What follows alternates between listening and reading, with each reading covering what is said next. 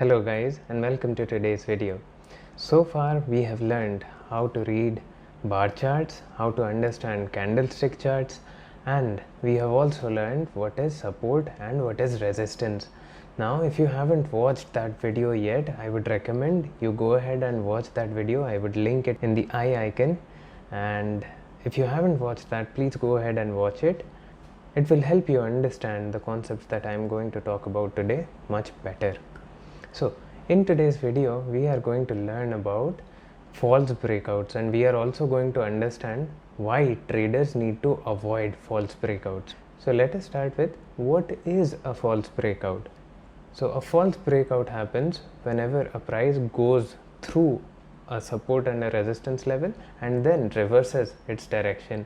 So it doesn't have enough momentum to carry forward and then it reverses direction. So if this is the resistance level and the price goes beyond it and suddenly it reverses its direction. In this scenario, what should a trader do? Please watch this video till the end and I'll tell you what a trader should do in such scenarios if they get caught in false breakouts. So let's head over to my screen and let us visualize what a false breakout is. What you see on my screen is not a mountainous region, it is a chart. So the x-axis is the time axis and the y-axis is the price axis. Okay. Let us draw support and resistance lines. So if you haven't seen the video yet, please do watch it. Let us draw a support line. So support, a horizontal support will be somewhere around here and a horizontal resistance would be somewhere around this price level. Okay. Now a false breakout is this particular situation over here when the price breaks through the resistance level but cannot sustain the momentum and it reverses its direction back. Now what would happen if someone took a buy position over here? If they took a buy position over here, they will lose a lot of money because the price is going down. Now if you are an investor, it doesn't matter because you would be investing for like a period of 10, 15, 20 years. In that scenario, it really does not matter. But if you are a swing trader or an intraday trader, then it matters to you because either you would have to book losses or you would have to leave your shares until you see a positive breakout. Now let us see this exact false breakout in an actual chart. So the chart that you see on my screen is of India's largest company in terms of market capital. I would really like you to comment the name below if you know it. Do type in the name in the comment section below. What company am I talking about in this chart? So this is the chart of India's largest company in terms of market cap, and if you see, we are looking at a time frame from 2014 to around 2017, mid of 2017, and the stock had been trading ranges. So you can clearly see over here that there is no clear breakout. So let us draw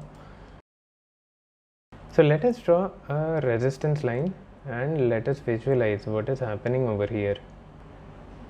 If you see, there is a strong resistance at this level of 545 rupees and there is no breakout in this section, no breakout over here. So January 27, 2016, there is no breakout. The price touches this resistance and then falls back. Over here, if you see, there is actually a breakout and then the price falls below. Again there is a breakout and then again the price falls down. If someone took a position, a buy position in September of 2016, he would either have to book losses or his money would be locked in until March of 2017. Okay.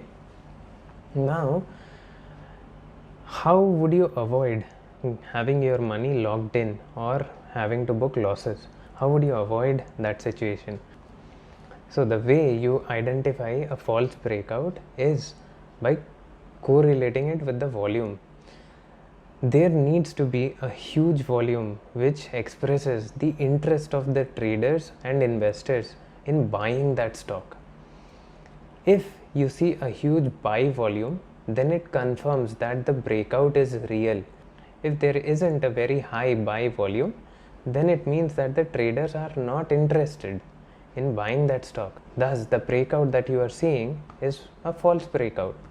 If the volume confirms that okay, everyone is interested, all the buyers and all the bulls are interested in buying this particular stock, and then there is a breakout, it will confirm that this breakout is not a false breakout. Let us see it in the chart. Let us see it actually happening in the chart. If you see over here, there is, so the breakout actually happened in, say, let's see, it's 23rd of September, and if you see the volume, it is around 14.21 million. So the volume essentially means the number of shares being bought and the number of shares being sold. The green candles, the green volume candles that you see, those are the ones in which the buyers had an upper hand, and the red candles that you see are the ones in which the sellers had an upper hand, the bears had an upper hand.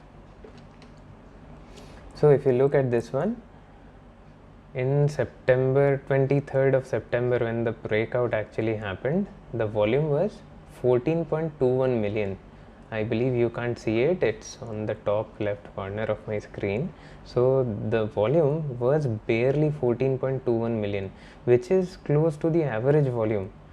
Thus, it means that the breakout that you are seeing is not a real one, and you are not supposed to take a buy position when the breakout is not being confirmed by the volume. The average volume of shares being traded is around 10 million. Now, since the volume isn't that large, it essentially means that the breakout is a false breakout.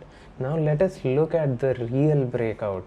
So, the real breakout happened in 22nd of February 2017, and if you see the volume, it is 58 million. So the average trading volume is 10 million, but on 22nd of February 2017, when the breakout happened, the volume of shares being traded was 5 times, more than 5 times the actual volume, nearly 6 times of the average volume being traded.